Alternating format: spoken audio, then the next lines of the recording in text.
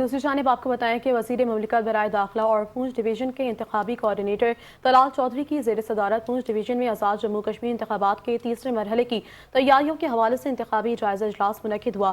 اجلاس میں ضلعی اور حلقہ کوارڈینیٹرز اور پونچھ ڈویژن سے مسلم لیگ نون کے نامزد امیدواروں نے شرکت کی ہے۔ اجلاس میں انتخابی مہم، تنظیمی امور اور پولنگ ڈے کی حکمت عملی کا تفصیلی جائزہ لیا گیا۔ اس موقع پر طلال چودھری نے کہا کہ آزاد جموں کشمیر انتخابات کے پہلے 2 مراحل میں مسلم لیگ نون کی کامیابی وفاقی اور پنجاب حکومت کی کارکردگی پر کشمیری عوام کے بھرپور اعتماد کا اظہار ہے۔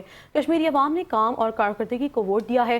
وزیر مملکت نے کہا کہ پاکستان کا ہر علاقہ پنجاب جیسا ترقی یافتہ بننا چاہتا ہے، جبکہ مسلم لیگ نون عوامی خدمت اور ترقی کے ایجنڈے کے ساتھ انتخابات میں حصہ لے رہی ہے۔ طلال چودھری نے chairman Pakistan Peoples Party Bilawal Bhutto Zardari کو مخاطب کرتے ہوئے کہا کہ دل بڑا کریں، لیڈر شکست پر روتے اچھے نہیں لگتے۔